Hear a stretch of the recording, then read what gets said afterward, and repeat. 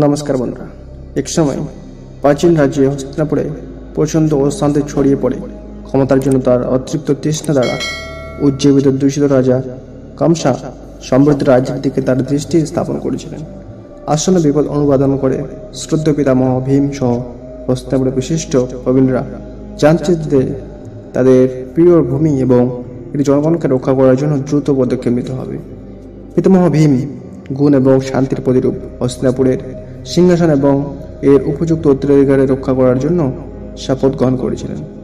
কংসের বাহিনী হস্তিনাপুরের সীমানায় জড়ো হওয়ার সাথে সাথে ভীম দৃঢ় প্রতিজ্ঞ ছিলেন।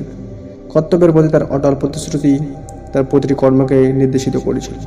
কংস যখন হস্তিনাপুরে তার ভয়ঙ্কর আক্রমণ শুরু করেন, তখন ভীম অতুলনীয় বীরত্ব ও কৌশলগত পরাক্রমের সাথে রাজ্যের প্রতিরক্ষাকে সংগঠিত করেন। ফ্রন্ট লাইন থেকে নেতৃত্ব দিয়ে তার একা উপস্থিতি রাজ্যের যোদ্ধাদের হৃদয়ে আশা এবং সাহস জুগিয়েছিলেন। ভীম কংসের সেনাবাহিনীর শক্তিশালী প্রতিপক্ষের সাথে তরবারি নিয়ে সংঘর্ষে জড়িয়ে পড়ার যুদ্ধক্ষেত্র প্রকল্পিত হয়। তার নিপুণ কৌশল এবং অতুলনীয় যুদ্ধের ক্ষমতার যুদ্ধের জোরকে পরিণত করেছিল। তার সহযোদ্ধাদের অদম্য দৃঢ়তার সাথে লড়াই করতে অনুপ্রাণিত করেছিল।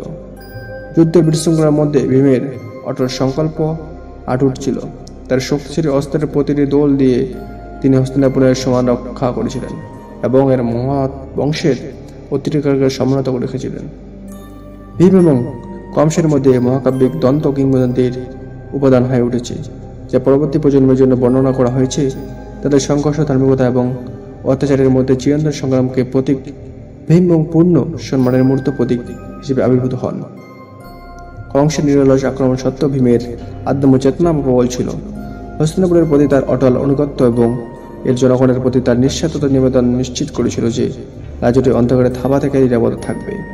শেষ পর্যন্ত ভীমের সাহস, প্রজ্ঞা এবং ন্যায়ের প্রতি অটল অঙ্গীকারে বিজয়ী হয়েছিল। হস্তিনাপুরের অপরাধের সময় তার ক্রিয়াকলাপগুলি তার বীরত্বপূর্ণ কাজের সাক্ষী, সকলের জন্য আশা এবং অনুপ্রেরণার আলোকবাতিকা হিসেবে কাজ করেছিল। এবং এইভাবেই কমসার অত্যাচারের বিরুদ্ধে পিতামহ ভীমের বীরত্ব অবস্থানে কিংবদন্তির সমন্বয় ইতিহাসে পরিণত হয়েছিল, যে ভবিষ্যৎ প্রজন্মকে সাহস, সততা এবং নিঃস্বার্থ মূল্যবোধের কথা মনে করে দেয়। সো বন্ধুরা, এরকম অবশ্যই ভিডিও চ্যানেল সাবস্ক্রাইব করে বসে থাকুন। জয় হিন্দ, বন্দে মাতরম। ভারত মাতা কি জয়।